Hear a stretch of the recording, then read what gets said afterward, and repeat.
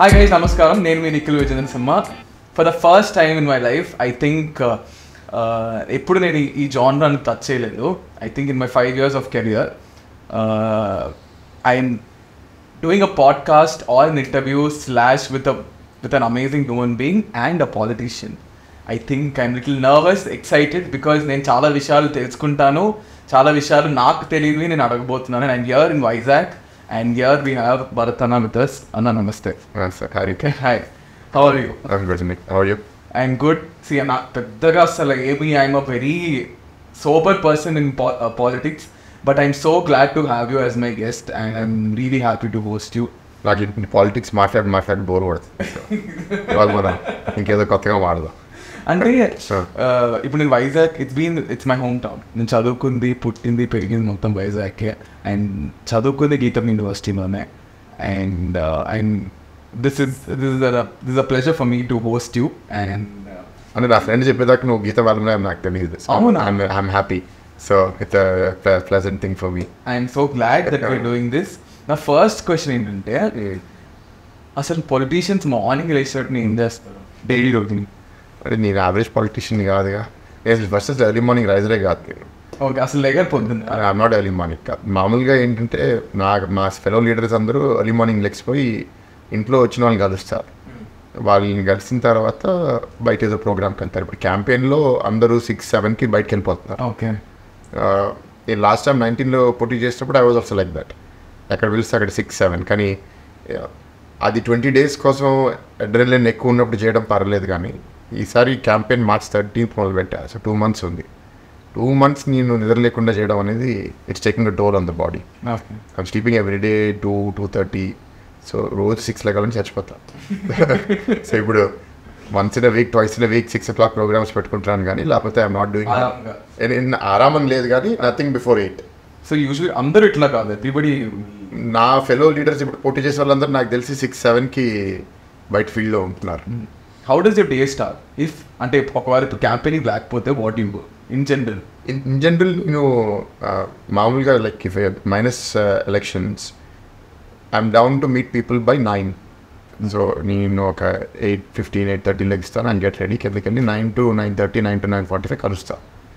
And దాని తర్వాత ఒకవేళ గీతంకి వెళ్ళేది ఉంటే 9:45 గీతంకి వెళ్ళిపోతాను. గీతంకి వెళ్ళేది లేకపోతే నేను ఇంట్లోనే ఉండి ఆన్లైన్ మీటింగ్స్ చేసుకుని సిటీలో ఎంగేజ్మెంట్స్కి వెళ్ళిపోతాను. So there isn't any set routine like ఈ 2 hours నేను ఇక్కడే ఆఫీస్లో కూర్చుంటా, లేకపోతే ఈ 2 hours అక్కడ ఆఫీస్లో కూర్చుంటా. ఎక్కువ మొబైల్లో ఉంటాను. ఓకే. బట్ ఈ almost 4.5 years GITAM I was spending 60% of my time. So working అవర్స్లో బిట్వీన్ 10 to 5, 10 to 4 గీతంలో ఉండేవాడిని. Political engagements before 10 AM and after 5 PM. మధ్యలో లంచ్ టైంలో మళ్ళీ ఏదన్నా ఉంటే లంచ్కి వెళ్ళేసి వచ్చేసేవాడిని. That was the average schedule. But my work days ఎప్పుడు లాంగ్. అంటే 9కి స్టార్ట్ అయితే నేను రాత్రి I will be back in to at home by 9 PM. So 12 hours every day. 12 hours every day, 6 days a week. పొద్దున్న నుంచి start అయితే evening night end అవుతుంది. 9 to 9. కానీ పొద్దున్న you said you'll meet couple of people కదా. అంటే what conversations do you have? ఎవరిని కలుస్తారు? రకరకాలు. అంటే సమ్ పీపుల్కి నాకు డ్యూల్ ఐడెంటిటీ కదా. ఒకటి యూనివర్సిటీ ప్రెసిడెంట్, ఇంకోటి పాలిటిషియన్. అండ్ దీంట్లో ఓవర్లాప్ కూడా ఉంది. చాలామంది మా లీడర్స్ వచ్చి వాళ్ళకి తెలిసిన వాళ్ళు ఎవరికో ఉద్యోగాలు ఇచ్చారనేది కొన్ని ఇష్యూస్ ఉంటాయి. చాలామందికి పొలిటికల్గా నాకేదో ఇన్సైట్స్ ఇవ్వాలి, సజెషన్స్ ఇవ్వాలని వస్తారు. లేకపోతే అందరికీ పొలిటికల్ ఇష్యూస్ ఉంటాయి. మా లీడర్స్కి పార్టీలో ఏదో ఇష్యూ ఉంటుంది. ఇది ఇప్పుడు వేరే ఆపోజిషన్లో ఉన్నా కాబట్టి గవర్నమెంట్ మా చేతిలో లేదు. సో పార్టీలో మాకు లీడర్తో ఇబ్బంది ఉంది, లేకపోతే మాకు ఈ పదవి కావాలి, ఆ ఇష్యూస్ డిస్కస్ చేయడానికి. లేకపోతే వెల్ విషర్స్ వాళ్ళ ఫ్యామిలీలో జరిగే దాని గురించి, లేకపోతే ఎవరిని ఇన్వైట్ చేయడానికి, ఏదో బిల్ ఉంది, పేరెంట్ ఉంది, దేనికో పిలవడానికి వస్తారు. So mostly this. అంటే బేసిక్లీ నువ్వు పాలిటీషియన్ అయిన తర్వాత చాలామంది భావించేది ఏంటంటే you are a part of their life. So నువ్వు వాళ్ళ లైఫ్లో పార్ట్గా ఉంటే వాళ్ళ లైఫ్లో ఉన్న అన్నీ నీతో షేర్ చేసుకోవడం, సెలబ్రేట్ చేసుకోవడం అనేది ఇష్టపడతారు. ఓన్లీ క్వశ్చన్ ఏంటంటే మాకు అందుబాటులో ఉంటాడా, పిలిస్తే వస్తాడా. కొంతమంది రాడ్లే అని పిలవరు, కొంతమంది వస్తాడు కదా అని ఎక్కువ పిలుస్తారు. ఆ ప్రాబ్లమ్స్ కూడా ఉన్నాయి. లైక్ ఫర్ ఎగ్జాంపుల్ కొన్ని ఏరియాస్లో ఒకటే ఏరియాకి నేను 4-5 సార్లు వెళ్ళాను. అండ్ కొన్ని ఏరియాస్ ఒకసారి కూడా వెళ్ళాను. యాక్చువల్గా పిలిచితే అక్కడ కూడా వెళ్ళేవాడిని. కానీ అక్కడ వాళ్ళు పిలిస్తే వస్తాడా లేదా తెలియక పిలవరు అట్లా. For any example there are some అంటే మాకు అర్బన్ కాన్స్టిట్యున్సీలో ఏంటంటే డెసిగ్నేట్ బై వార్డ్. వార్డ్స్ ఒక్కొక్క వార్డులో ఒక 30,000-35,000 మంది ఉంటారు. ఓటర్స్ ఒక 20,000-25,000 ఉంటారు. కొన్ని వార్డ్స్ అసలు ఎప్పుడు విజిట్ చేయాలి కొన్ని కాన్స్టిట్యున్సీస్లో. క్యాంపెయిన్కి వెళ్ళినప్పుడు వెళ్తాం, కానీ సోషల్గా అక్కడ ఏదో పెళ్ళికి వెళ్ళడమో లేకపోతే ఏదో ఫంక్షన్కి వెళ్ళడమో చాలా తక్కువ ఉంటుంది అక్కడ. అండ్ ఇప్పుడు I think in Vizag parliament there are 86 wards or 85 wards. వాటిలో నేను ఒక 20-30 వార్డ్స్ చాలా ఫ్రీక్వెంట్గా విజిట్ చేస్తాను. ఇంకో 20-30 తక్కువ, ఇంకో 20-30 చాలా తక్కువ. So I think you visited అన్ని at least once I would have visited, but 5 yearsలో వన్స్ విజిట్ చేస్తే ఇట్స్ ఇన్సఫిషియంట్ కదా. దే ఎక్స్పెక్ట్ మోర్, ఇంకా ఎక్కువ సార్లు రావాలని అనుకుంటారు. నేను 60% టైం గీతంకి ఇవ్వడం వల్ల మిగతా టైంలో నేను హైదరాబాద్కి వెళ్తాను, బెంగళూరుకి వెళ్తాను, ఇక్కడ ఉంటాను. సో ఇట్స్ పొలిటికల్ ఎంగేజ్మెంట్ కోసం ఆపోజిషన్లో there is not that much activity. Especially ఇవాళ గవర్నమెంట్లో మాకు మోస్ట్లీ ఏంటి అంటే we're limited to social media, internet media activity తప్ప not physical activity. Physical activity first 2-3 years COVID వల్ల కూడా చాలా తక్కువ ఉంటుంది. So from 19 to 21-22 almost 2.5-3 years physical activity చాలా తక్కువ ఉండేది. లాస్ట్ 2 years ఫిజికల్ యాక్టివిటీ బాగా పెరిగింది. ఇప్పుడు I think you did the best, you doing the best. ఇంకా ఐఎమ్ అ హార్డ్ వర్కర్. నేను 9 to 9 ఇంటి బయట ఉన్నా, లేకపోతే బయట మనుషులు కలుస్తున్నాను. నేను ఇంటికి వచ్చి 9 o'clock తర్వాత తిన్న తర్వాత కూడా 3 hours వర్కే చేస్తాను. ఇట్స్ నాట్ దట్ నేను రిలాక్స్ అయిపోతాను. ఈ 9 to 9 నేను చాలా ఫోన్ కాల్స్, మెసేజెస్ రిప్లై చేయలేను. సో డిన్నర్ తిన్న తర్వాత నేను ఇది చేసుకుంటా, 1 గంటన్నర 2 గంటలు అందరికీ రిప్లైస్ చేయడము, ఈమెయిల్స్ రిప్లై చేయడము, వర్క్ అయినా సరే పొలిటికల్ అయినా సరే. సో అది takes up all. And maybe పడుకునే ముందు ఒక 1/2 hour 45 minutes ఏదో టీవీ షో ఏదో చూసి దాంతో. అంటే ఇప్పుడు మీతో మాట్లాడుతుంటే మామూలు టీనేజర్స్, ఈ జెన్జీ కిడ్స్ అని కొంతమంది, లేదా మా ఏజ్ వాళ్ళు, నా ఫ్రెండ్స్ ఏజ్ వాళ్ళు, అందరూ ఏదైనా చిన్న విషయం మాకు స్ట్రెస్ అవుతుంది. నాకు అసలు ఇంత వర్క్ నేను చేయలేను, ఏంటి మా ఆఫీస్లో ఇలా అన్నారు, ఏంటి మా పేరెంట్స్ ఇలా అన్నారు, ఇంత స్ట్రెస్ అంటారు. I think you having this huge schedule, I'm sure will be stressed sometimes. How do you handle that stress? ఒకటి ఆర్గనైజ్ చేసుకోవడం ఇంపార్టెంట్. ఆర్గనైజ్ చేసుకోకపోతే నాకు కూడా ప్రాబ్లం ఉంటుంది. And mental models, how do you work, you need to understand. నేను ఎట్లా work చేస్తాను అంటే, నాకు ఒక ప్రాబ్లం వచ్చిందనుకో, నేను దాని గురించి ఏదో ఒక సొల్యూషన్ ఆలోచించకపోతే అది నన్ను ఇరిటేట్ చేస్తూ ఉంటుంది. సో నేను ఒక ఆలోచన దాని గురించి రావాలి. ఒకవేళ చాలా ప్రాబ్లమ్స్ ఒకటేసారి వచ్చేసినాయి అనుకో, స్ట్రెస్ పెరుగుతుంది, డెఫినెట్గా పెరుగుతుంది. సో డిస్ట్రాక్షన్ చేసుకోవాలి కొన్నిసార్లు. సో డిస్ట్రాక్షన్కి నేను టీవీ షో చూస్తాను, అయితే ముందైతే నేను వీడియో గేమ్స్ బాగా ఆడేవాడిని. అంటిల్ ప్లే స్టేషన్, కంప్యూటర్లో డోటా అనే గేమ్ ఆడేవాడిని. బట్ 6-7 years నుంచి బాగా తగ్గించేస్తాను. ముందైతే ఇంకా ఎక్కువ ఆడేవాడిని. దోస్ వర్ గ్రేట్ డిస్ట్రాక్షన్స్ ముందు. ఇప్పుడు పని పెరిగిపోయింది, ఆ డిస్ట్రాక్షన్స్ తగ్గిపోయింది. సినిమాలు చూసేవాడిని, ఇప్పుడు అవన్నీ చేయలేకపోతున్నాను. స్లీప్ ఇస్ ఎ గ్రేట్ ఇది. రాత్రి పడుకుంటే అయిపోతుంది. ఇంకోటి ఏంటంటే, పడుకునే ముందు మెసేజెస్కి రిప్లై చేసేస్తే కొంచెం ఫ్రెష్గా ఉంటుంది. ఓవరాల్ స్ట్రాటజీ టువర్డ్స్ స్ట్రెస్ ఏంటి అంటే, నువ్వు రోజు లైక్ యూ సెడ్ ఒక్క ప్రాబ్లమో 2 problems పెద్దగా అనిపిస్తే అదే చాలా హెవీగా అనిపిస్తుంది. రోజుకి 100 problems వస్తే ప్రాబ్లమ్స్ వస్తూనే ఉంటాయి. ఇది వే ఆఫ్ లైఫ్. సో మరి ఏమి లైఫ్ ఎండ్ అవ్వదు, కాంప్లైన్ కోలో. So it goes on. But how do you balance your political life and personal life and college చూసుకోవడం అన్నీ? How do you maintain a balance? People అంటే నేనే అంతా చేయాలి, అంతా నా చేతిలోనే ఉంది అనేది I don't believe it's the right thing. కొన్ని కోపింగ్ సొల్యూషన్స్ క్రియేట్ చేసుకున్నాను. ఒకటి ఏంటంటే, ఒక ప్రాబ్లం నాకు వచ్చినప్పుడు అది నేను మార్చగలుగుతానా లేదా, ఒకవేళ మార్చాలంటే దానికి ఎంత ఎఫర్ట్ పెట్టాలి, ఒకవేళ నేను మార్చలేను లేకపోతే దానికి చాలా ఎక్కువ ఎఫర్ట్ పెట్టాలంటే నేను దాన్ని వదిలేస్తాను. అది అయితే అయింది, నా చేతిలో లేదని వదిలేస్తాను. డ్యామేజ్ అయినా సరే ఐ కాంట్ డూ ఎనీథింగ్ అనిపిస్తుంది. ఒక ప్రాబ్లం నేను చేయగలుగుతాను లేకపోతే చాలా ఇంపార్టెంట్ అయినప్పుడు దాని మీద దృష్టి పెడతాను. సో ప్రయారిటైజేషన్ చేసుకుంటాను, వెరీ ఇంపార్టెంట్. అన్ని ప్రాబ్లమ్స్ మనం రెస్పాండ్ అవ్వలేదు. సో ఈ ప్రయారిటైజ్ చేసుకుని ఏది ఇంపార్టెంట్, ఏది తొందరగా చేయొచ్చు అనేది 1. Second, we need to be surrounded by good people. మన చుట్టూ మంచి వాళ్ళు ఉండాలి అండ్ కాంపిటెంట్ పీపుల్ ఉండాలి. ఆర్గనైజేషన్లో మంచి లీడర్స్, మంచి ఎంప్లాయీస్ ఉండాలి. పొలిటికల్గా మంచి కాలీగ్స్, మంచి టీమ్ మెంబర్స్ ఉండాలి. లైఫ్లో మంచి ఫ్రెండ్స్, ఫ్యామిలీ ఉండాలి. సో అది మనం వాళ్ళతో షేర్ చేసుకున్నప్పుడు బర్డెన్ తగ్గుతుంది. ఒక్కొక్కరు ఒక్కొక్క రెస్పాన్సిబిలిటీ తీసుకుంటారు, ఒక్కొక్కరు నీకు కష్టకాలంలో సపోర్ట్ చేస్తారు. సో నేను ఎప్పుడు I surround myself with good people. అది ఇన్ఫ్యాక్ట్ లైఫ్లో one of the most important factor అది. Who are you surrounded by.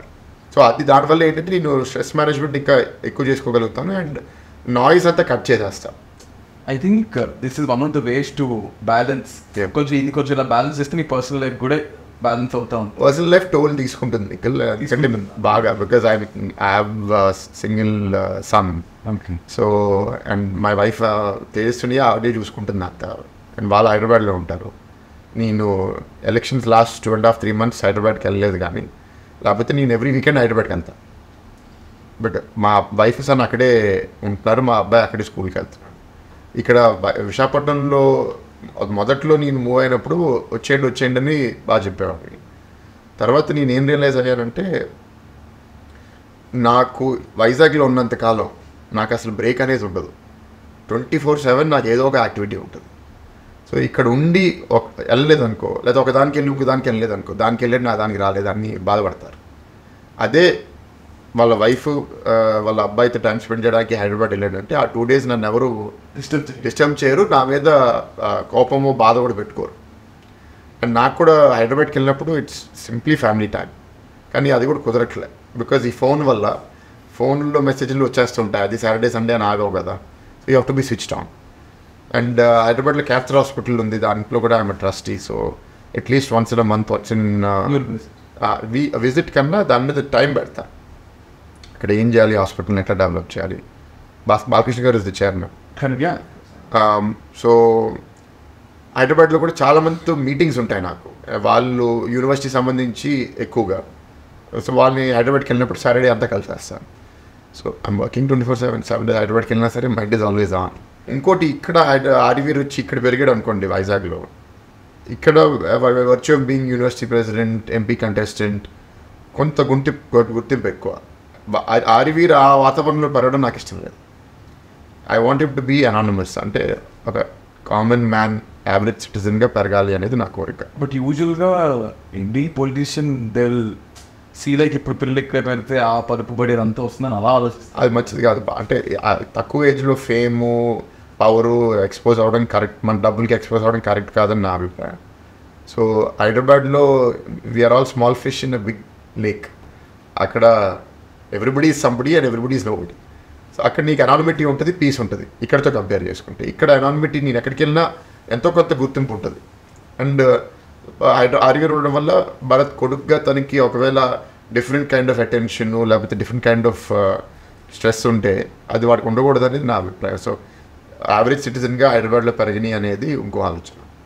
I think that's a very good thought. You అందరికీ అట్లా రావు, but you make sure that you're keeping things separate. But ఈ ఎంత ప్రాసెస్లో కోపం అనేది చాలా ఫాస్ట్గా వస్తుంది. You get angry like quite often. I get frustrated, కానీ విజిబుల్గా కోపపడము, అరవడము, తిట్టడము అనేది చాలా చాలా తక్కువ. కోపం వచ్చినప్పుడు ఏం చేస్తాను చాలా తక్కువ. అంటే నాకు ఫస్ట్లీ ఐ ఫీల్ కోపం విషం, పాయిజన్, అది నిన్నే తినేస్తుంది. అండ్ ఎక్కువసేపు కోపంలో ఉంటే మనం ఎక్కువ డ్యామేజ్ అవుతాము, హెల్త్ డీటీరియరేట్ అవుతుంది. సో కోపం పెట్టుకోవడం నాకు ఇష్టం లేదు. అండ్ నాకు ఈ స్ట్రాంగ్ ఎమోషన్స్, హేటు, యాంగరు, చంపేయాలి, కొట్టేయాలి అనేది అలా నేను పెట్టుకోను. అది నాకే డ్యామేజ్ అని నాకు అనిపిస్తుంది. I think being a politician everybody has anger, hate, కోపం, బూతులు, ఈ ఫ్రస్ట్రేషన్, పక్కన తిట్టేయడం. నేను క్షమించడం ఈజీ, నేను క్షమించేస్తా ఈజీగా, మర్చిపోనంత ఈజీగా. So you'll forgive, you won't forget. I won't forget. ఎందుకు ఫర్గెట్ చేయనంటే ఒకవేళ ఇవాళ మర్చిపోతే రేపు అదే మనిషి మళ్ళీ మనకి ఏదో ఇష్యూలో ఇబ్బంది క్రియేట్ చేస్తారు. లేకపోతే సో ఒకసారి గుర్తుపెట్టుకుని వాళ్ళతో మనం ఎట్లా హ్యాండిల్ చేయాలనేది తెలుసుకోవాలి. కానీ క్షమించకపోతే ఆ భారం మన మీదే ఉంటుంది, వాళ్ళ మీద కాదు. క్షమించామంటే దాన్ని ఏమంటారు, యాంగరు, మనం రివెంజ్ తీసుకోవాలని ఆ ఫ్రస్ట్రేషన్ అవన్నీ మనకి డ్యామేజ్ చేస్తాయి, నేను నమ్మేది.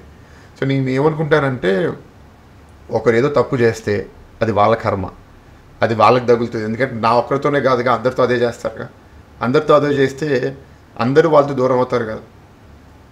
I have bigger things to take care of. నాకు ఒక మనిషి మీద నేను ఎక్కువ టైం స్పెండ్ చేస్తే నాకు చాలా పనులు ఆగిపోతాయి. సో నేను అది చేయలేను. యూనివర్సిటీలో చాలా రెస్పాన్సిబిలిటీ ఉంది, పాలిటిక్స్లో చాలా రెస్పాన్సిబిలిటీ ఉంది. రెండింటికి జస్టిస్ చేయాలంటే ఏ ఒక్క మనిషి మీద మనం ఎక్కువ టైం స్పెండ్ చేయడం నాకు ఇష్టం లేదు. అండ్ ఇందాక మీరు చెప్పారు నేను చాలా క్లోజ్ సర్కిల్తో లేదా నాకు limited always surround with good people అన్నారు. క్లోజెస్ట్ ఫ్రెండ్స్ ఎవరు? చదువుకున్న ఎవరైతే చదువుకున్నానో కలిసి పెరిగాను. So college friends, school friends, వాళ్ళు అండ్ మా అమ్మ ఫ్రెండ్స్ పిల్లలతో కలిసి పెరిగాను, వాళ్ళు కూడా క్లోజు. నేను ఎక్కువగా టైం స్పెండ్ చేసేది నా college school friends. Intermediate school కూడా కాదు, నాకు 10th క్లాస్ దాకా పెద్ద క్లోజ్ ఫ్రెండ్స్ లేరు. నా 11th and 12th intermediate friends, దాని తర్వాత కాలేజ్లో ఫ్రెండ్స్, ఇక్కడ ఒక 4-5, అక్కడ ఒక 4-5తో ఫ్రీక్వెంట్గా టచ్లో ఉంటా. ఓకే. కాలేజ్ టైంలో back then you had this love at first sight అలాంటిది ఏమైనా అయిందా కాలేజ్ టైంలో?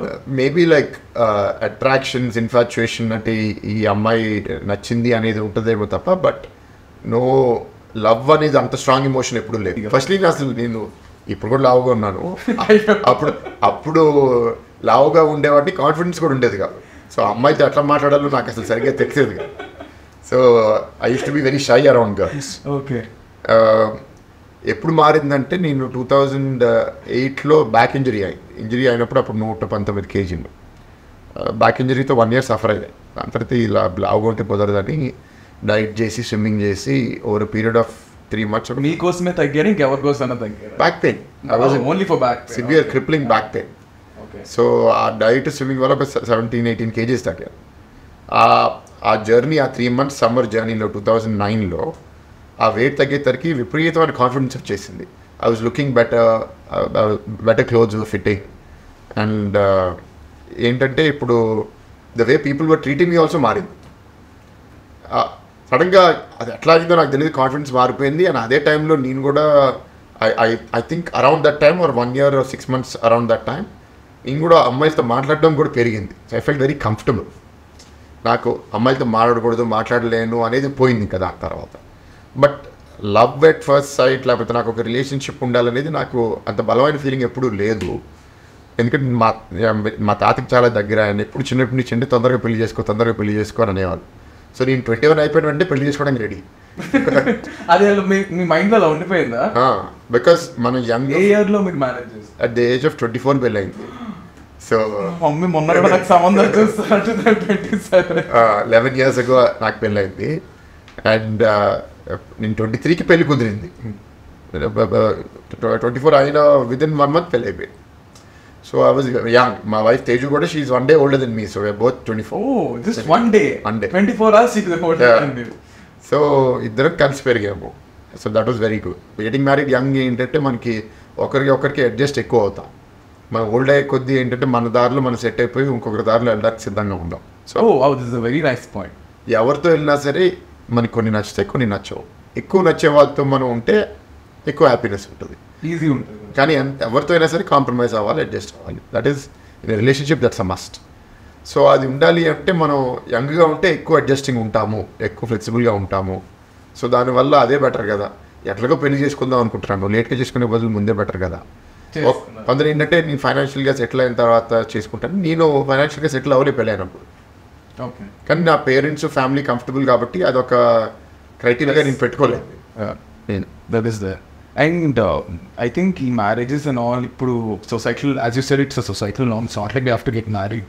నువ్వు పెద్ద చేసుకోవాలనుకుంటే చేసుకుంటాం, లేదంటే లేదు. What is your take on that's true?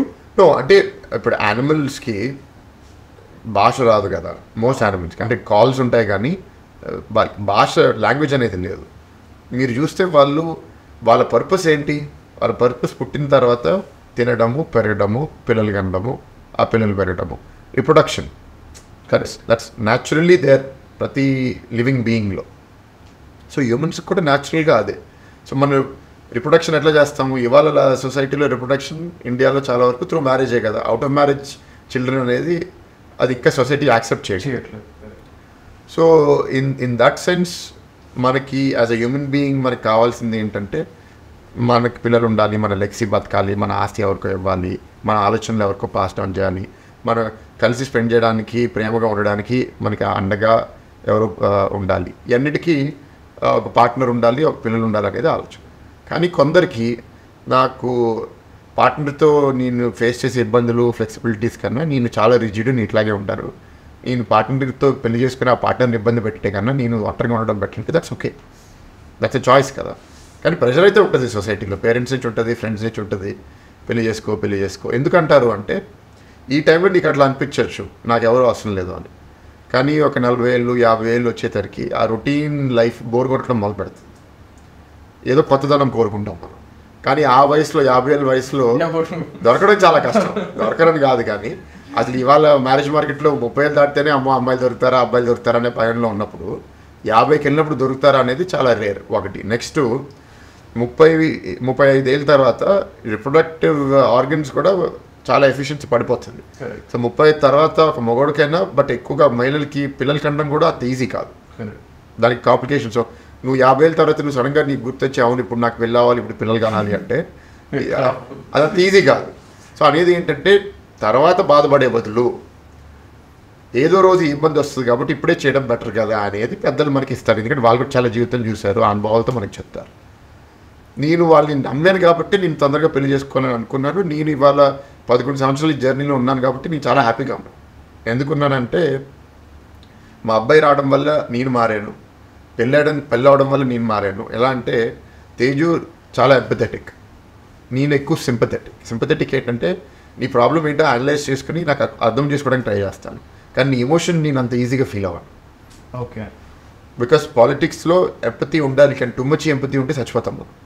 ఎందుకంటే రోజు మేము ఎవరో ఇబ్బంది చూస్తాం, రోజు ఆ ఇబ్బంది ఎమోషన్ మనం ఫీల్ అవుతే మనం డౌన్ అయిపోతాం.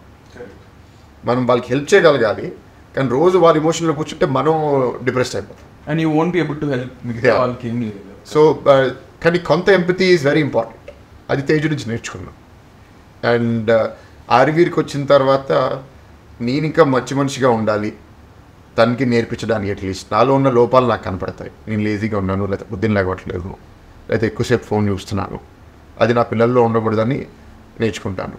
అండ్ ఒకవేళ నేను ఒక అబ్బాయిగా మా తండ్రి నుంచో తల్లి నుంచో తాత నుంచో ఏదో నేర్చుకుని నాకు మంచి వచ్చింది, ఇది నచ్చంది నేను మార్చుకొని ఇంకా వేరేగా ఉండాలి మా అబ్బాయితో కూడా ఆలోచిస్తాను. ఫర్ ఎగ్జాంపుల్ నేను పెరిగేటప్పుడు మా నాన్న లేరు అసలు, నా జీవితంలో very busy in this life. నేను 15-16 years అయిన తర్వాత ఆయన నాతో టైం స్పెండ్ చేయడం మొదలుపెట్టారు, ఇప్పుడు ఫ్రెండ్స్ అయిపోయాం. కానీ చిన్నప్పుడు కూడా ఉండాలి కదా, సో నేను లేను అన్ఫార్చునేట్లీ, నాకు ఆ బాధ ఉంది. కానీ ఉన్న కొత్త టైంలో చాలా ప్రేమగా వాడుతూ ఉండాలి, మాట్లాడాలనేది నా అభిప్రాయం. I think after this elections and all మీరు ఏ స్టేట్కి కొంచెం అంతా సెటిల్ అయిన తర్వాత I think either you will go there or will get your family here in. No that won't change. ఈ లైఫ్ ఒకసారి చూస్ చేసిన తర్వాత ఈ లైఫ్లో కంటిన్యూ అయినంత కాలం ఫ్యామిలీతో మనం అనుకున్న టైం దొరకదు. ఎందుకంటే ఇవాళ ఒక పాలిటీషియన్ అవడము లేకపోతే ఒక చాలా లార్జ్ ఆర్గనైజేషన్ లీడ్ చేయడం అనేది ఇట్స్ సొసైటీలీ చాలా డిమాండింగ్. సోషల్ ఎంగేజ్మెంట్స్ ఉంటాయి, ఆర్గనైజేషన్ ఛాలెంజెస్ ఉంటాయి. So in the last 1 year, it's the last 1 week ఈ పొలిటికల్ అబ్లిగేషన్స్ కాకుండా we had 2 tragedies in the university. One employee that works in my office and one of our exceptional faculty members. ఒకరు accident వల్ల, unfortunate accident వల్ల, ఇంకొకరు alcohol, మన ఈ state government alcohol తాగి liquor damage అయ్యి చనిపోయాడు. సో ఇప్పుడు వాళ్ళ ఫ్యామిలీస్కి కూడా వెళ్ళి కలవాలి, వాళ్ళకి సపోర్ట్ ఇవ్వాలి. సో అన్ని కైండ్స్ ఆఫ్ ఛాలెంజెస్ ఈ లైఫ్లో చూస్తున్నాను. సో మనం స్ట్రాంగ్గా ఉండి వాళ్ళకి సపోర్ట్ చేయలేకపోతే మనం వెళ్ళలేము. సో ఇవాళ మనం కష్టపడి పనిచేస్తే 1000 మంది కుటుంబాలకి మనం ఒక పిల్లర్గా నిలబడుతున్నాం. సో స్వార్థంగా మన ఉట్టి నా ఒక్క వైఫ్ ఒక అబ్బాయికి ఆ టైం ఎక్కువ ఇచ్చేస్తే వీళ్ళందరికీ అన్యాయం చేస్తారు. So balancing is always a problem. I think oh my God, I mean you see these in ఒక డైలీ బేసిస్లో చూస్తూ ఉంటారు. Coming to GITAM university, GITAM is like, అంటే నా ఫ్రెండ్స్ అందరూ GITAM, I had the best college life in GITAM. I'm so happy. అంటే నేను by mistake నేను గీతం అనేది మాకు ఎట్లా ఉండేదంటే లైక్ ఫ్యాంటసీ, గీతం కాలేజ్ చదవడం ఇంట్లో ఏమో వచ్చి సిఏ చేయాలి. నేను కాలేజ్ ఫీజ్ లేట్ కట్టడం వల్ల లైక్ అది ఎక్స్టెండ్ అయింది. Something which was similar to CA was ACCA అనే కోర్స్ స్టార్ట్ చేశారు, వచ్చి గీతంలో పడ్డా. ఇంకా గీతంలో పడితే there is no looking back. I met so many friends, like I'm so happy. And the amount of development that గీతంలో జరిగింది. లాస్ట్ 6 yearsలో వెళ్ళావా, చూసావా? ఇలా ఐ థింక్ ఐ వెంట్ నేను ఒకసారి ఫెస్ట్కి వచ్చా 2 years బ్యాక్ వెళ్ళా. అండ్ ఇట్ లుక్స్ బ్యూటిఫుల్, చాలా బాగుంది. బట్ ద వే మీరు పెట్టే స్ట్రాటజీస్ అవి కూడా I don't know from where you're getting those ideas. అది నాకు మన కాలేజ్లో తప్ప ఎక్కడ కనిపించట్లేదు నాకు. ద ఇన్ఫ్రాస్ట్రక్చర్ ఐడియాస్ కానీ, ఫ్యాకల్టీ కానీ, the entire system is beautifully done. Is there any specific ideas that you? అంటే చాలా ఉన్నాయి. అంటే నీకు నా అడ్వాంటేజ్ ఏంటంటే వేరే వేరే యూనివర్సిటీస్కి చదివాను, ఎక్స్పోజ్. నేను ఇంజనీరింగ్ పర్డూ అని యూఎస్లో చదివాను.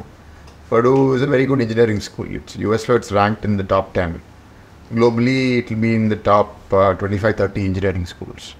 సో ఇంజనీరింగ్ అది కూడా నేను అక్కడ చదివింది ఇండస్ట్రియల్ ఇంజనీరింగ్. ఇండస్ట్రియల్ ఇంజనీరింగ్ ఏంటి అంటే మేనేజర్ ఆఫ్ ఇంజనీర్స్. సో నీకు ఇండస్ట్రియల్ ఇంజనీరింగ్లో అన్ని ఇంజనీరింగ్ టాపిక్స్ మీద కొంచెం డెప్త్ ఇస్తాడు. సో నేను సివిల్లో క్లాస్ తీసుకున్నా, మెకానికల్లో తీసుకున్నా, ఎలక్ట్రికల్లో తీసుకున్నా. అండ్ అన్నీ అర్థం చేసుకోవడం వల్ల ఎండింగ్ లాస్ట్ ఇయర్లో వాళ్ళు ఏం నేర్పిస్తారంటే ఈ ఇంజనీర్స్ని మేనేజ్ చేయడానికి, ప్రొడక్షన్ ఇంప్రూవ్ చేయడానికి, ఆపరేషన్స్ ఇంప్రూవ్ చేయడానికి ఎట్లాంటి మెజర్స్ తీసుకుని రావాలి. సో ఆ ప్రోగ్రామ్ నిన్ను చాలా అనలిటికల్గా తయారు చేస్తుంది.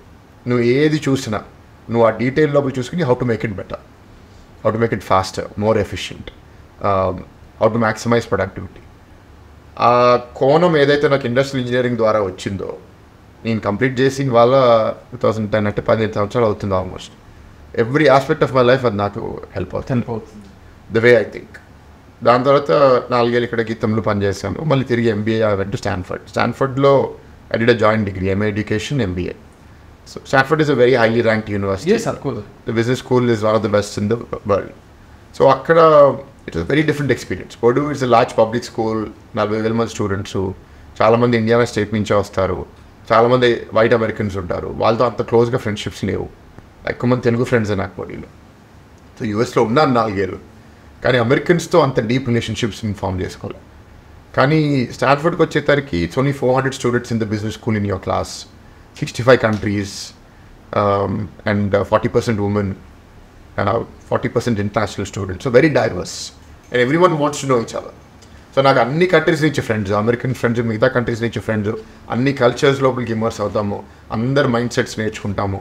And in a very good ecosystem. Stanford business school ecosystem is very very good. So అక్కడ చాలా ఇన్స్పైర్ అయ్యా, చాలా నేర్చుకున్నాను. అండ్ మిగతా సాటి క్లాస్మేట్స్తో కూడా చాలా ఇన్స్పైర్ అయ్యా.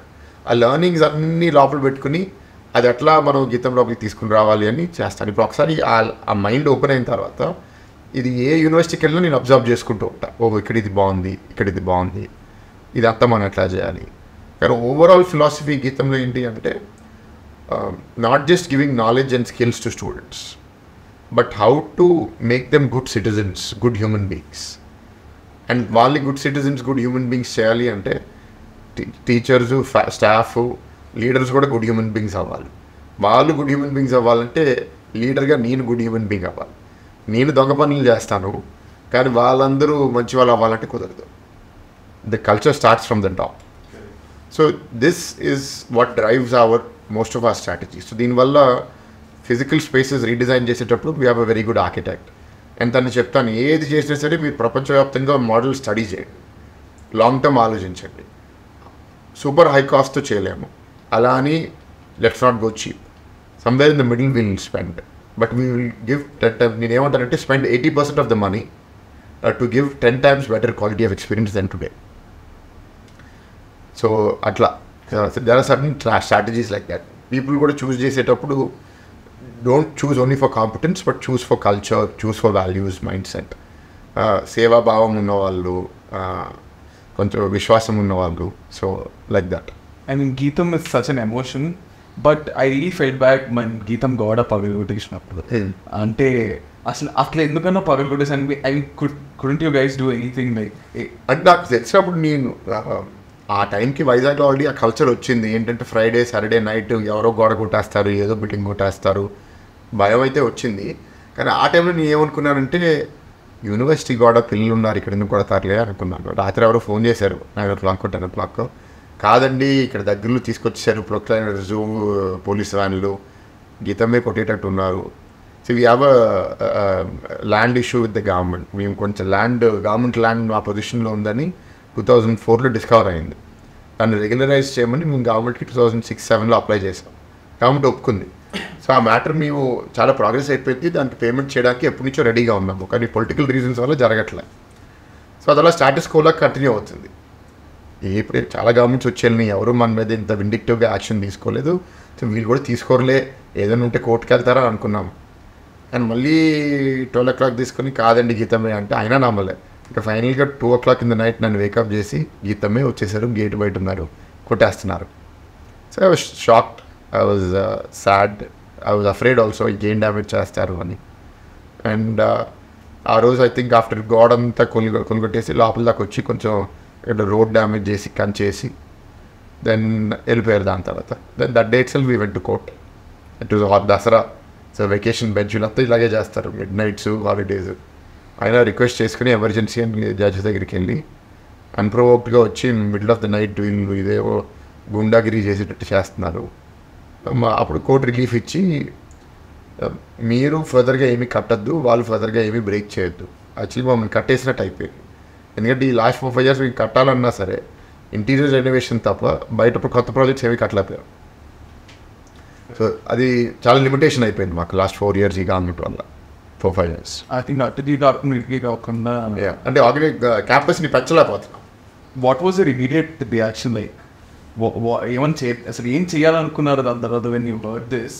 అంటే ఫస్ట్లీ స్టూడెంట్స్ అప్పుడు కోవిడ్ కదా లేరు, okay, they're all at home, they're not in campus. వచ్చింది వాళ్ళు గొడవ చేసేవారేమో, కానీ రిసిస్ట్ చేయమన్నాను. బట్ రిసిస్ట్ అంతమంది పోలీసులు ఉంటే ఏం రిసిస్ట్ చేస్తారు, బుల్డోజ్ చేసుకుని వచ్చారు. క్యాప్చర్ చేయమన్నాను ఎవిడెన్స్, వీళ్ళు ఏం చేస్తున్నారు ఇల్లీగల్గా, ఎందుకంటే రేపు కోర్టులో ప్రొడ్యూస్ చేయడానికి. కొంతవరకు అది చేశారు. అండ్ దాని తర్వాత ఇంకేం లేదు, కోఆపరేట్. ఏం చేస్తాం, గవర్నమెంటే గుండెగిరి చేస్తే ఇంకేం చేయగలుగుతాం దానికన్నా. So just wait and watch and will see what it is. And మా రుషికొండ వాజ్ డిఫరెంట్ ఇష్యూ కదా. అక్కడ హరిత రిసార్ట్స్ టూరిజం రిసార్ట్స్గా ఆపరేట్ చేస్తున్నాయి. మేము దాన్ని అప్గ్రేడ్ చేస్తాము అనే అబద్ధంతో అది ఎరగొట్టేశారు పూర్తిగా. ఎరగొట్టేసి ఆ ఏరియాలో కడితే కూడా ఒక ఎత్తు, ఆ ఏరియా కాకుండా ఇంకో 15 ఎకరాలు ఇంచుమించు కొండనంతా తవ్వేశారు. తవ్వేస్తే ఇది ఇల్లీగల్ కదా, ఇది ఫారెస్ట్ ల్యాండ్ కదా, దీన్ని ఎట్లా చేస్తారని కొందరు కోర్టుకి వెళ్తే, గ్రీన్ ట్రిబ్యునల్కి వెళ్తే అది చేయడానికి వీల్లేదు. హరిత రిసార్ట్స్ ఏ ఏరియాలో ఉందో ఆ ఏరియా తప్ప ఇంకో ఏరియాలో మీరు ఎక్స్కవేట్ చేయడానికి వీల్లేదు, కట్టడానికి వీల్లేదు అనుకో. దాంట్లో మళ్ళీ green tribunal, high court, supreme court, it kept moving between the courts. But వీళ్ళు అన్నింటికీ అబద్ధం చెప్పేసి అవును ఆ 7 acres అని 20 ఎకరాలు తవ్వేశారు, కట్టేశారు. 2.5 years టూరిజం ప్రాజెక్టు అని చెప్పి ఫైనల్గా దే ఆర్ సేయింగ్ నో మేము ఒరిజినల్గా చేసిన అక్యూజేషన్ అవును సీఎం క్యాంప్ ఆఫీస్ అయితే ఏంటి. మేము అనేది మీరు సీఎం క్యాంప్ ఆఫీస్ చేయాలి అనుకుంటే మీరు రైట్ రాయల్గా అప్లై చేసుకుని పర్మిషన్ తెచ్చుకుని ఎక్స్కవేట్ చేసుకుని చేయొచ్చు కదా. దొంగచాటుగా ఒక దొంగ చేసినట్టు ఎందుకు చేస్తారు? ఇప్పుడు వచ్చి గీతం మీద ఈ వైసీపీ నిందబడుతుంది, మరి మీరు చేసింది మీ లీగల్లా? మీరు చేసినప్పుడు 15 ఎకరాలు మీరు కబ్జా చేసేసి టూరిజం ల్యాండ్ మీరు సీఎం క్యాంప్ ఆఫీస్ కట్టినప్పుడు అది తప్పు కదా. That is the hypocrisy. అంటే నా కళ్ళు ఎదురుగా వాళ్ళు చేసిన అన్యాయం కనపడుతుంది, కానీ వాళ్ళు మాత్రం అక్కడి నుంచి కూర్చుని గీతంలో తప్పు ఉంది, ఇది ఉంది, అది ఉంది అని మాట్లాడతారు. ఐ థింక్ అసలు అది చూసినట్టే ఏమందరం మీ బీయింగ్ వైజాగ్ ఎయిటర్, మీ బీయింగ్ ఎక్కడెక్కడో వరల్డ్లో ఉన్న వైజాగ్లో చదువుకున్న అందరూ ఎంతమంది షేర్ చేశారంటే దట్ పర్టికులర్ మీమ్ ఎవరైతే ఆ రుషికొండ ఫోటో పెట్టిన వెంటనే I woke up and I saw this, I'm like what, this was my first reaction. Like ఏం జరుగుతుంది, like can't we do anything about it, మనం ఏం చేయలేమా, మనం ఏం దీని యాక్షన్ తీసుకోవాలి. చాలా మందికి ఆ అటాచ్మెంట్ ఉంది ఋషికొండకి, సో అది చాలా మంది బాధపడ్డారు. మేము చాలా ట్రై చేసాము, కానీ పక్కా గుండాగిరి. ఎందుకంటే అక్కడ వెళ్ళి మేము ఫెసిలిటీ చూస్తాము, స్ట్రైక్ చేస్తామంటే మమ్మల్ని దగ్గరికి కూడా వెళ్ళనివ్వలే, హౌస్ అరెస్ట్ చేసేసారు. మమ్మల్ని వదిలేసే జర్నలిస్టులు లోపలికి వెళ్ళనివ్వలే, లాయర్స్ని లోపలికి వెళ్ళనివ్వలేదు, చంద్రబాబు నాయుడు గారిని లోపలికి వెళ్ళలేదు, పవన్ కళ్యాణ్ గారిని లోపలికి వెళ్ళనివ్వలేదు, ఎవరిని వెళ్ళనివ్వలే, ఇప్పుడు కూడా వెళ్ళనివ్వట్లే. అంటే are we operating in democracy? ఇది పబ్లిక్ ఫండ్స్తో కదా కట్టేది, ఇది ఏదో ఒక ప్రైవేట్ ఫోర్ట్రెస్ కాదు కదా. సో ఇది సాడ్. కానీ ఇట్లాంటి థింగ్స్ ఏంటి అంటే కర్మ సిద్ధాంతం నమ్మే మనిషిని మనం ఇంత అన్యాయం చేసినప్పుడు కర్మలు ఎక్కడో మనకి తిరిగి తగ్గుతుంది. అండ్ ఇందా కూడా your mentioning about someone passed away between the alcohol. First of all, the alcohol rates కానీ ద లోకల్ ఆల్కహాల్ కానీ దాని తర్వాత ఎక్కడ పడితే అక్కడ ఈ ఏవేవో బ్రాండ్స్ ఇవన్నీ whatever which are not even made through the process. And దీనివల్ల ఈ డెత్స్ కానీ ఇల్లు అవ్వడం జనాలు ఇవన్నీ జరుగుతున్నాయి కదా. I mean why is nobody concern about it? అంటే ఇవాళ ఆంధ్రప్రదేశ్లో ఎట్లా అయిపోయిందంటే ఒక తప్పు, రెండో తప్పు, మూడో తప్పు ప్రతిదానికి మనం భయపెట్టేసేటరికి చాలామందికి 2014 నుంచి 19లో టీడీపీ గవర్నమెంట్లో చీటికి మాటికి ఎవరైనా సరే వచ్చి ప్రెస్ మీట్ పెట్టేయడము, ప్రొటెస్ట్ చేయడము చేసేవారు. ఇప్పుడు మీరు చూస్తే ఈ 5 సంవత్సరాల్లో చాలామంది అంటే అంటిల్ లాస్ట్ 6 months 3 months ఒక ప్రొటెస్ట్ చేయడానికి భయపడేవారు. అంతెందుకు ఇప్పుడు నువ్వు నేను ఇంటర్వ్యూ చేస్తున్నావు, ఇప్పుడు ఒకవేళ నువ్వు గవర్నమెంట్కి అగేన్స్ట్గా నువ్వు ఏదైనా అన్నావు అనుకో, నీకు రేపు వెళ్ళంటే నీకు కాల్ వస్తుంది. ఎందుకు ఇంటర్వ్యూ చేస్తావు, నీకెందుకు ఇదంతా, నువ్వు ఏదో ఎంటర్టైన్మెంట్ ఇండస్ట్రీ చేసుకుంటావు, నువ్వు అది చూసుకో అని నిన్ను కూడా భయపడతారు. సో నువ్వు ఈ ఇంటర్వ్యూ చేయడమే నీకు ఒక risk. I'm already prepared actually. I was దిగిందనే అనుకుంటుండే. సో డెఫినెట్గా నీకు కాల్ వస్తుంది, ఎవరి ద్వారా, నీకు ఎందుకు వచ్చింది, నీ పని నువ్వు చూసుకోవాలి. ఒక టిపికల్ క్రిమినల్ ఇట్లాగే ఆపరేట్ చేస్తాడు, డివైడ్ అండ్ కాంకర్. ఏంటి అంటే నీ ఎనిమీ ఆర్గనైజ్ అయ్యి కలిసి నిన్ను అటాక్ చేస్తే నువ్వు గెలవలేవు. సో నువ్వేం చేస్తావు, విడదీసేస్తావు, వాళ్ళు భయపెట్టేస్తావు. ఇవాళ ఆంధ్రప్రదేశ్లో అదే జరుగుతుంది. అందుకే చాలామంది ఇక్కడ డీసెన్సిటైజ్ అయిపోయారు ఆంధ్రప్రదేశ్లో. ఓ ఇదా, ఓ అదా. బయట స్టేట్లో ఉన్న వాళ్ళు వచ్చి చూస్తే వాళ్ళు డైజెస్ట్ చేసుకోలేరు, ఇంత జరుగుతుంటే మీరేం అనట్లేదా అని. కానీ మాకు రోజు ఇట్లా జరుగుతుంది. సో రోజు చూసేసరికి మాకేంటంటే ఇది ఆల్మోస్ట్ నార్మల్ లాగా అయిపోయింది. ఒకటే ఏంటంటే న్యూ నార్మల్. ఒకటే ఏంటంటే ఓట్ వచ్చినప్పుడు మాత్రం చూపిద్దామని ఫిక్స్ అయిపోయారు. కానీ ఓట్ వచ్చేదాకా మనకి ఎందుకు వచ్చింది గొడవ ఈ దుర్మార్గులతో, సైలెంట్గా ఉందాము, బయటకు వచ్చి మాట్లాడి సపోర్ట్ ఎక్స్ప్రెస్ చేస్తే మనీ చంపేస్తున్నారు. ఎవరికైనా భయం ఉంటుంది కదా, ఒక వ్యాపారస్తుడికి, ఒక చిన్న ఇండస్ట్రీలో ఉన్న వాళ్ళు కూడా, యాక్టర్స్ చాలామంది భయపడుతున్నారు బయటకు వచ్చి మాట్లాడడానికి. వాళ్ళకి అస్సలు నచ్చట్లేదు అట్లా ఉందని చాలా హీరోస్కి. ఇప్పుడు కొందరు ధైర్యం చేసుకుని బయటకు వచ్చి, ఇప్పుడు నాన్నగారు లాంటి హీరో వచ్చి బయటకు మాట్లాడారు, ఆయన ఎంత ట్రోల్ చేస్తున్నారు.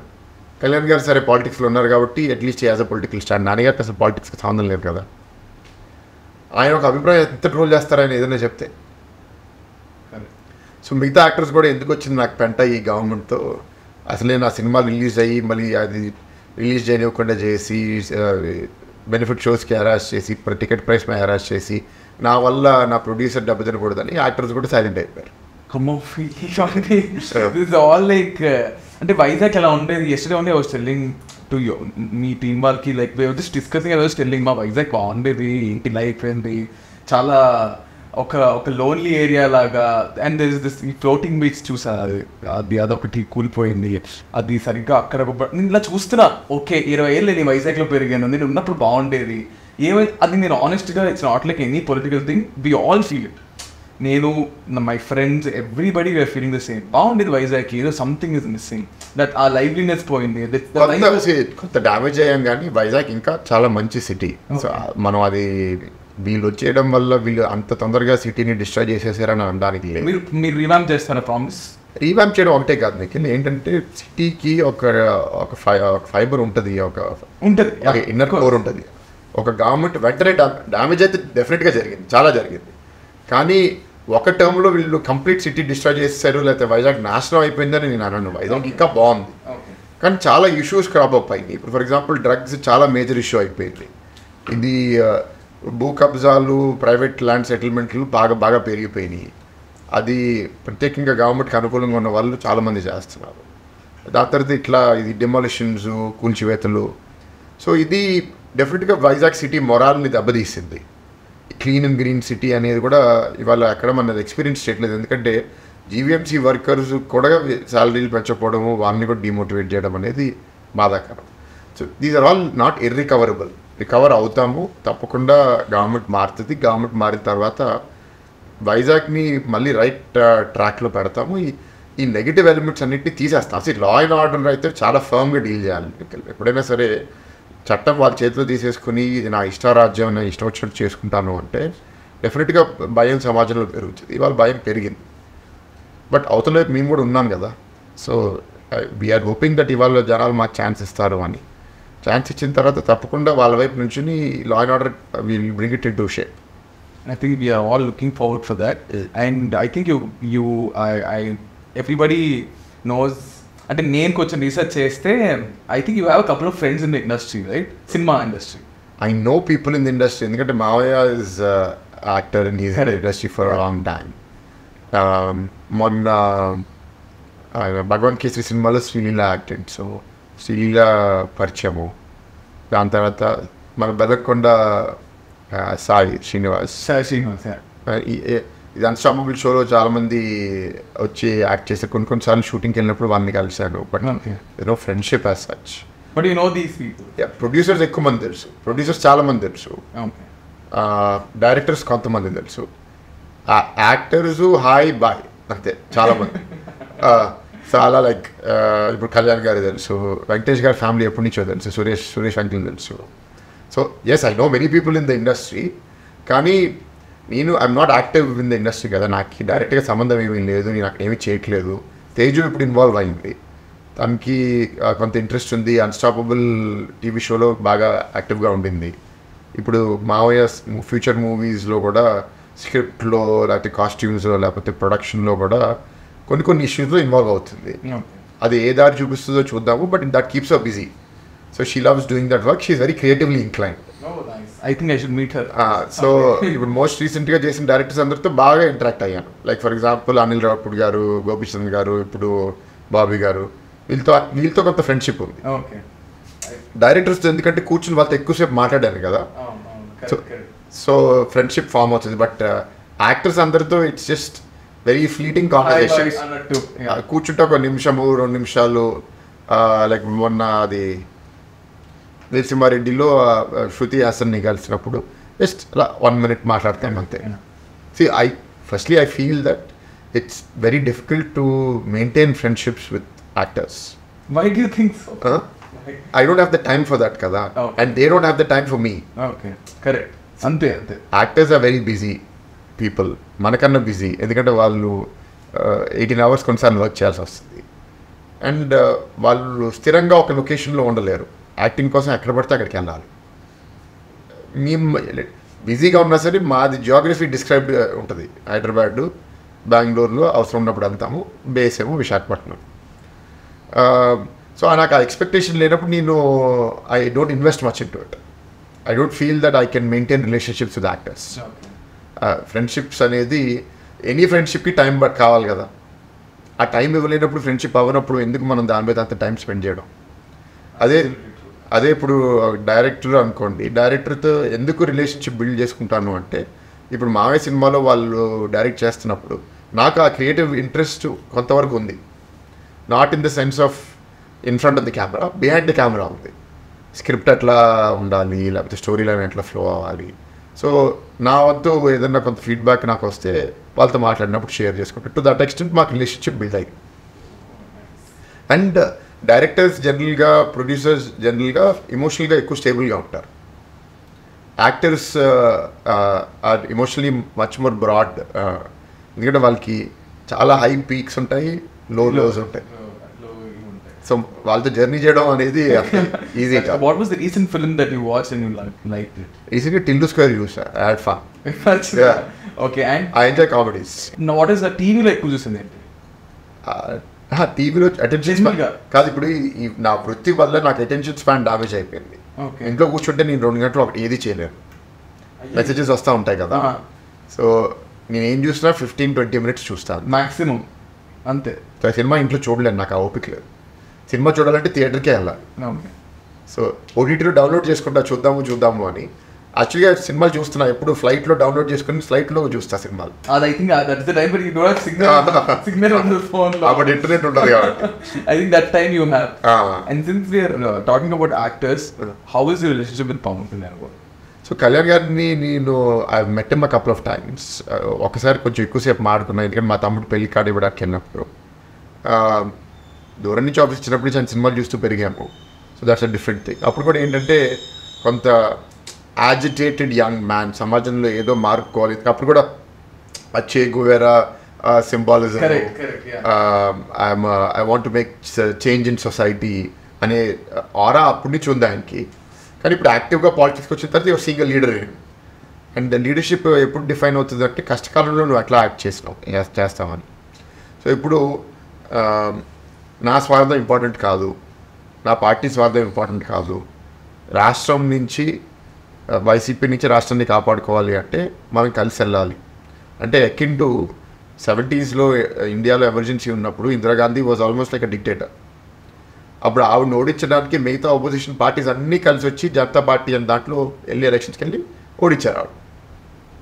అంటే ఎప్పుడైతే డెమోక్రసీలో ఎలక్టెడ్ అథారిటీ పవర్స్ వాళ్ళు అన్కాన్స్టిట్యూషనల్గా వాళ్ళ చేతులు తీసుకుని డిక్టేటర్ లాగా బిహేవ్ చేయడం మొదలు పెడతారో అవతల వైపు are playing a unfair battle. ఎట్లా అంటే ఇప్పుడు క్రికెట్ మనం ఆడుతున్నప్పుడు 2 టీమ్స్, 2 అంపైర్సు ఆ స్ట్రాంగ్ టీం చెప్పినట్టు వర్డిక్ట్ ఇస్తే అవతల టీంకి గెలిచే ఛాన్స్ ఉందా? సో అది బ్యాలెన్స్ చేసుకోవడానికి మనం కూడా బలం కలుపుకోవాల్సిన అవసరం ఉంది. బికాజ్ ఇవాళ ఇట్స్ అన్ఫేర్ బ్యాటిల్. ఈయన పోలీసు, రెవెన్యూ, డబ్బు, గుండాయిజము అన్నీ వాడుతున్నాడు to harass the opposition. So ఇవాళ మనం కలిసి రాకపోయి ఏదన్నా కారణం వల్ల మనం కానీ విడిగా పోటీ చేయడం వల్ల మళ్ళీ వైసీపీ గెలిస్తే రాష్ట్రం ఇంకా dead done. It will become much worse then what బీఆర్ వాస్. సో ఆ కారణం వల్ల మనం కలిసి వచ్చి పవన్ కళ్యాణ్ గారు ఆయన రోల్ ఇన్ సేయింగ్ దట్ ఇవాళ ఎక్కడం కాదు అక్కడ తగ్గడం ఇంపార్టెంట్. బీజేపీని కూడా మనం ఎందుకు తీసుకొచ్చామంటే మనకి సెంటర్ నుంచి ఫండ్స్ రావాలి. In all of this journey last 6 months the way he came forward announced alliance when Chandrababu గారు వాజ్ అరెస్టెడ్, చాలా ఆయన మీద అడ్మిరేషన్ అయితే బాగా పెరిగింది, నచ్చారు. అండ్ కలిసినప్పుడు మాత్రం is very simple, very easy to talk to, చాలా ఫ్రెండ్లీ, ఓపెన్గా ఉంటారు, ఆనెస్ట్ పర్సన్, అంటే మంచి. I think this is the best alliance way of the Andhra politics will ever see or will ever see in the future is this one. అంటే ఇప్పుడు it's necessity కదా. ఇప్పుడు ఏంటంటే ఇవాళ నాకు జనసేనలో కొన్ని ఇష్యూస్ నచ్చకపోవచ్చు, జనసేన లీడర్స్లో టీడీపీ కొన్ని నచ్చకపోవచ్చు, కానీ ఇవాళ అది ఇంపార్టెంట్ కాదు. ఇప్పుడు ఇంట్లో కూడా 3 అన్నదమ్ములు ఉంటే వాళ్ళకి ఏదో ఈగో ప్రాబ్లము, ఏదో ఫైట్ ఏదో ఉంటుంది. కానీ బయట నుంచి మన ఫ్యామిలీ అటాక్ చేయడానికి ఎవరో వచ్చినప్పుడు అన్నదమ్ములు కలిసిపోతారు కదా. ఫస్ట్ బయట నుంచి ఎనిమీని డిఫీట్ చేయాలి. సిమిలర్లీ ఇప్పుడు రాష్ట్రాన్ని కాపాడుకోవడానికి చిన్న డిఫరెన్సెస్ ఇంపార్టెంట్ కాదు. ఇవాళ you have to tolerate them, you have to move forward, you have to beat the bigger enemy, the bigger destroyer of the state. అసలు పాలిటిక్స్ ఎప్పుడు ఎన్విటీ బేసిస్ మీద ఉండకూడదు. ఏంటంటే it's your opponent. Cricket game ఆడతాము, ఆ గేమ్లో హీట్ ఉంటుంది, game అయిపోయిన తర్వాత ఫ్రెండ్లీగా ఉండొచ్చు కదా. ఇప్పుడు అట్లా లేదు politics. They are not opponents anymore, were enemies. They want to destroy us, చంపేయాలనుకుంటున్నారు వాళ్ళు, ఆర్థికంగా, మానసికంగా, శారీరకంగా కూడా చంపేద్దామని కొంతమంది చంపేశారు కూడా. So that's not good at all. అంటే వీఆర్ గోయింగ్ బ్యాక్, ఇంకా మన ఇది స్టోన్ ఏజ్కి వెళ్ళిపోతున్నాం. A lot of, I don't know how you guys handle all this. It's like pain in every body part. I don't know what to say, but the way you guys do it, I wholeheartedly wish the best comes. And నాకు ఎట్లా ఉందంటే I really want this to be again go clear, whatever. I don't want to, ఆ terminology కూడా నాకు రావట్లేదు, but మన కళ్ళు ఎదురుగుంటా I can see a lot of bad things happening. అది మాత్రం ఐ కెన్ టెల్, అంతవరకు I think I can tell bad things are happening. I really want, I manifesting it for all of us and you. ఇప్పుడు one question I want to ask, tell me ఎందుకు people should vote for Telugu Party? Give us reasons why. Me as a common citizen I'm asking, నేను ఎందుకు vote వేయాలి అని అడిగితే మీకు it's common citizen అంటే there are different kinds of citizens కదా. Every సిటిజన్కి నీడ్ వేరే ఉంటుంది. ఇప్పుడు రేపు తిండి ఎక్కడి నుంచి వస్తుందో తెలియని మనిషికి నాకు తిండి రేపు వస్తుందని అష్యూరిటీ గవర్నమెంట్ ఇస్తేనే ఆ గవర్నమెంట్కి ఓటేస్తారు. ఇప్పుడు ఆల్రెడీ నాకు ఒక ఉద్యోగం ఉంది, నాకు జీతం వస్తుంది అన్నప్పుడు నాకు రేపు తిండి వస్తుందని నాకు తెలుసు, అది కోరట్లేదు. నా క్వాలిటీ ఆఫ్ లైఫ్ ఇంప్రూవ్ అవ్వాలి, నాకు రోడ్లు బాగుండాలి, నా పిల్లలకి ఎడ్యుకేషన్ బాగుండాలి, నాకు ఆరోగ్య సమస్యలు వస్తే హాస్పిటల్స్ కాస్ట్స్ అందుబాటులో ఉండాలి. సో సిటిజన్ బట్టి ప్రాబ్లం మారుతుంది. కానీ ఓవరాల్ మెసేజ్ టీడీపీ కోసం ఏమంటే అలయన్స్, బికాస్ ఇప్పుడు అలయన్స్లో 3 పార్టీలు పోటీ చేస్తున్నారు కాబట్టి వైసీపీ గవర్నమెంట్ ఏమనుకుంటుంది అంటే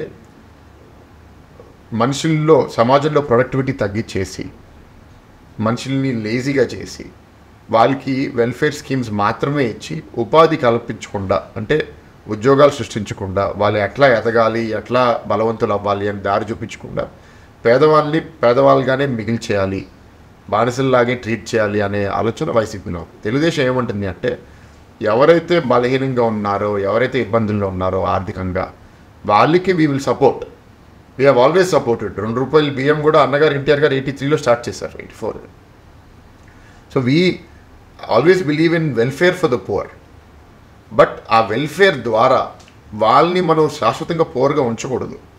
వాళ్ళు ఎదిగే విధంగా మనం వాళ్ళకి ప్రోత్సహించాలి. అట్లా వాళ్ళని బాగా చదివించాలి, వాళ్ళకి మంచి ఉద్యోగ అవకాశాలు సృష్టించాలి, రాష్ట్రంలో పెట్టుబడులు తీసుకుని రావాలి. ఆ పెట్టుబడులు వచ్చిన కంపెనీస్ ద్వారా వీళ్ళని ఒక్కొక్క ప్రాంతంలో ఉద్యోగాలు పెరగడం వల్ల వాళ్ళ క్వాలిటీ ఆఫ్ లైఫ్ పెరుగుతుంది, వాళ్ళ అవేర్నెస్ పెరుగుతుంది. అవేర్నెస్ పెరగడం వల్ల వాళ్ళ పిల్లల్ని మంచి స్కూల్స్లో అడ్మిట్ చేస్తారు. సో ఒక పువర్ ఫ్యామిలీ మిడిల్ క్లాస్ అవుతుంది, మిడిల్ క్లాస్ రిచ్ అవుతుంది. That should be the role of the government. అది వైసీపీ చేయట్లేదు, తెలుగుదేశంలో ఈ కూటమి చేస్తుంది. అది ఏంటంటే అందరినీ how do we move them up. ఇవాళ సమాజంలో 30% పావర్టీ ఉంటే దాన్ని 20% ఎట్లా చేయాలి? ఇవాళ లోవర్ మిడిల్ క్లాస్ 40% ఉంటే దాన్ని మిడిల్ క్లాస్ ఎట్లా చేయాలి? మిడిల్ క్లాస్ 30% ఉంటే దాన్ని అబవ్ మిడిల్ క్లాస్ ఎట్లా చేయాలి? అలా అందరినీ how do we move. And సమాజంలో పేదవాళ్ళైనా మిడిల్ క్లాస్ అయినా how do we create entrepreneurs. ఇప్పుడు మా ఎంపీగా పోటీ చేస్తున్నారు గుంటూరులో ప్రమేశాన్ చంద్రశేఖర్ గారు. ఆయన ఒక మిడిల్ క్లాస్ లో మిడిల్ క్లాస్ ఫ్యామిలీలో కష్టపడి చదివి మెరిట్లో ఉస్మానియాలో మెడికల్ సీట్ తెచ్చుకుని చదివారు. ఇప్పుడు దాని తర్వాత ఆయన వెళ్ళి యూఎస్లో పీజీ చేసి అక్కడ కంపెనీ పెట్టి today his company is worth 20,000 crores. ఆయన అఫిడవిట్లో ఆయన వెల్త్ 6,000 కోట్లు. So that is the journey of a common man to becoming a billionaire. It's possible for more people కదా, not just 1 people or 5 or 10 people కదా. అది అమెరికాకి వెళ్ళి అయ్యాడే ఆయన, ఇక్కడ అవ్వలేదు. సో ఇక్కడ కూడా మనం అట్లాంటి అవకాశాలు సృష్టించాం కదా. అంటే నా పాయింట్ ఏంటంటే Telugu Desam party or any political party upliftment of the poor is వాళ్ళని శాశ్వతంగా పువర్గా పెట్టడం కాదు, వాళ్ళని కూడా ధనికులుగా చేయడం, వాళ్ళకి కూడా ఒక దారి చూపించడం, వాళ్ళకన్నా వాళ్ళ పిల్లల భవిష్యత్తు బాగుండడం. నేను పేదవాళ్ళగా మిగిలిపోవచ్చు కానీ నా పిల్లోడు పేదవాడిగా ఉండకూడదు. So Telugu Desam party is promising that మీకు ఇబ్బందులు ఉన్నంతకాలం మీకు సహాయపడుతూ మిమ్మల్ని ఎదిగే విధానంగా మేము పనిచేస్తాం. We will make you from poor to rich and that is why we're asking for the vote. That మాకు ఆ ఛాన్స్ ఇవ్వండి సో దట్ మేము దారి తప్పిన రాష్ట్రాన్ని తిరిగి తీసుకొచ్చి పేదవాళ్ళందరినీ ఎట్లా ధనికులుగా తయారు చేయాలి అని పనిచేస్తాం. Okay, and what you want to tell to those people ఇలా గురించి గుండాయిజం చేసి దాదాగిరి వేసి వాళ్ళు ఏం చేద్దాం? నా మీద చేసిన పబ్లిక్ మీద it's going on and on. What you want? అని నేను అంత అగ్రెసివ్ పర్సన్ని కాదు. నేనేంటంటే నన్ను కొట్టేవాడిని నేను తను తిరిగి కొట్టేయాలి లేకపోతే ఏదో చేసేయాలని కాదు. కానీ జనరల్గా తప్పు చేసిన వాడిని మనం కానీ కరెక్ట్ చేసుకోకపోతే వాళ్ళు ఇంకా ఎక్కువ తప్పు చేస్తారు. సో అట్లా చట్టం వాళ్ళ చేతిలో తీసుకున్న వాళ్ళ మీద 0 tolerance ఉండాలి. I take the same approach in గీత. ఒక తప్పు తెలియకుండా చేస్తే క్షమించవచ్చు, ఒక తప్పు తెలిసి చేసి ఒకసారి చేస్తే క్షమించవచ్చు.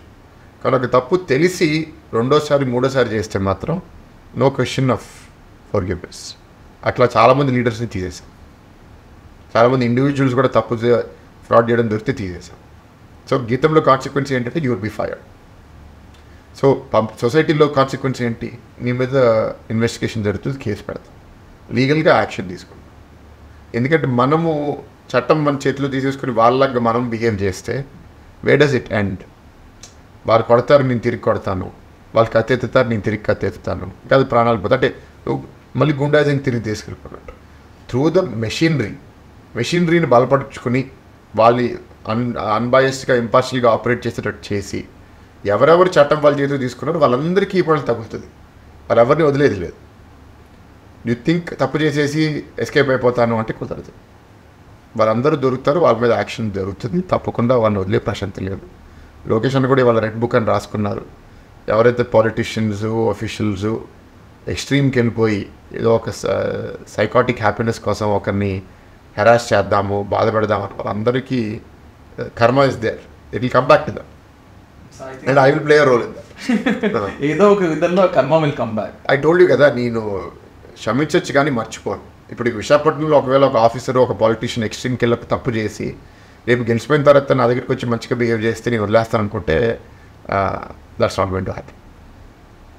ఇన్ఫ్యాక్ట్ నేను ఒక్కడనే కాదు, నా సాటి నాయకులు లీడర్స్ కూడా చెప్తున్నా, ఇవాళ చేసిన వాళ్ళు మనం పేర్లు తీసుకుంటాం, రేపు మీ ఎవరి ద్వారా వచ్చినా సరే ఐ కెనాట్ సపోర్ట్ మళ్ళీ పోస్టింగ్ కోసం వస్తారు కొందరు, లేదా క్షమించేసేయండి పార్టీ లోపలికి వస్తారు నాకు కాదు వింటారు. నా ద్వారా అయితే నేను చేయనేమో, no question. I think this is one of the warning and this is one of the sweetest way of telling people, you have that line, don't cross it. And you have to act. See, what I've realized in politics is చాలా మంది చాలా మాటలు మాడతారు, politicians ఎక్కువ అబద్ధాలు చెప్తారు, నిజమే. చాలా అబద్ధాలు చెప్తారు అండ్ థ్రెట్స్ కూడా చేస్తారు. నీ తల తీసేస్తా, నీ ఇది తీసేస్తా, ఏదో చేసేస్తా అని రాళ్ళేస్తా, కొడతా.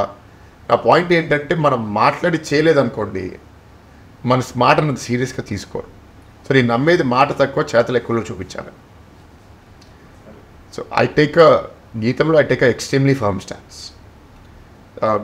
నాకు ఇప్పుడు అది యూఎస్లో ఉంటుంది కదా, we don't negotiate with terrorist అని. నా స్టాన్స్ అంతే. మా సాటి లీడర్సు లేకపోతే సాటి ఎంప్లాయీస్ ఎవరైనా సరే భారత్ని బ్లాక్మెయిల్ చేస్తే లొంగుతాడు లేకపోతే భయపడతాడు అంటే ఇట్స్ వెరీ రాంగ్ థింగ్. నేను ఇంకా బాగా మొండోడిని అయిపోతాను. ఇది జనరల్గా మీరు మొండేనా? బాగా మొండి కాదు, కానీ మొండోడితో మొండిగా ఉంటా. So I'm a very reciprocative person. అంటే మిర్రర్లా అంటాడు, నువ్వు నాతో మంచిగా ఉంటే నేను నీతో మంచిగా ఉంటా. నువ్వు నాతో బైర్వీల్ చేస్తే నేను కట్ చేస్తాను. నువ్వు నాతో బ్లాక్మెయిల్ చేయడానికి ట్రై చేస్తే, నేను నాతో బ్లాక్మెయిల్ చేస్తే నేను అట్లా సైడ్ లైన్ చేయాలో చేస్తాను, డెఫినెట్గా చేస్తాను. అది నేను పబ్లిక్గా కూడా చెప్తాను. That I don't believe in words too much. యాక్షన్తో డెమాన్స్ట్రేట్ చేయడం నాకు ఇష్టం. అది చేశాను గీతంలో, చాలామందికి చేస్తాను. అందుకే గీతంలో చాలామంది నా మీద కోపం. బట్ ఫర్ గీతం స్టూడెంట్స్ నాకు ఒక రిక్వెస్ట్. ఐఎమ్ గీతం మేనేజ్మెంట్ స్టూడెంట్. సో ఇంక్రీజ్ కొంచెం కల్చరల్ యాక్టివిటీస్లో ఈ 6 సంవత్సరాలు చాలా పెరిగిపోయినాయి. నీకు తెలియదు, అది వచ్చి చూడు. అవునా? అదేంటి? నేను ప్రతి వారం ప్రతి 2 వారాలకి ఏదో ఫెస్ట్ జరుగుతుంది. అది ఏటబ్బా ఇన్ని జరుగుతున్నాయి అనుకుంటారు. అన్ని జరుగుతున్నాయి. నేను ఉన్నప్పుడు కొంచెం తక్కువ ఉండేది, ఇప్పుడు పై చేసిన 18 కదా. నేను 18లో ప్రెసిడెంట్ అయ్యాను. సో ఇప్పుడు లాస్ట్ 6 yearsలో చాలా చాలా పెరిగిపోయింది. I think at least 4-5 times compare. Not only pest, student activities చాలా పెరిగిపోయినాయి. స్టూడెంట్ స్పోర్ట్స్ ఫెసిలిటీస్ బాగా పెరిగిపోయినాయి. స్టూడెంట్ క్లబ్స్ బాగా పెరిగిపోయినాయి. వాళ్ళకి ఇచ్చే infrastructure support, policy support, budget support కూడా అప్పుడప్పుడు చాలా పెరిగిపోయింది. ఇట్స్ వెరీ అంటే స్టూడెంట్స్ క్లాస్ రూమ్లో ఎంత నేర్చుకుంటారో క్లాస్ రూమ్ బయట ఈక్వల్ ఇఫ్ నాట్ గ్రేటర్ నేర్చుకుంటారని నేను నమ్ముతాను. సో ఆ ఆపర్చునిటీస్ వాళ్ళు సృష్టించాలి, మీరు సృష్టిస్తున్నారు. సో ఐఎమ్ సో హ్యాపీ అన్న that we have done this. ఎక్కడైనా బోర్ కొట్టించుంటే అనుకోకండి. No, I enjoyed it. It was different from my particularly. Oh, that I'm so glad I said that.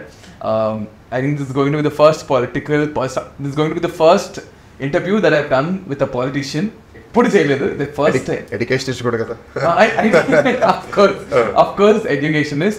And thank you so much, and I hope you like the stuff, and I really pray the best wins, and I feel you're the man with a great vision. We are looking forward for the success. Thank you. Thank you so much. Thank you. So please subscribe to Nikhil Vijayendra Singha. Like, share, subscribe. Thank you so much. US లో ఉన్నాము, సడన్గా I got pregnant. అంతా okay, కానీ commitment ఉంటుందమ్మా producer side నుంచి చాలా. If I'm having a kid, I want my relationship to be so strong. మీరందరూ చూసే వితిక వేరు, బట్ ఆఫ్ స్క్రీన్ వితిక చాలా డిఫరెంట్. కొంచెం నీ ఫేస్ లో నర్వస్నెస్ తెలుస్తుంది. కొంచెం ఉందిలే, ఉంటది కదా మనకి. నిజంగా ప్రేమించే వాళ్ళు ఎందుకు ప్రేమించారని నా క్వశ్చన్. తెలుసా, మా direct proposal was for marriage, no relation. 21 కి పెళ్లి. Yeah. And Varun was 25. Sandesh was also very supportive in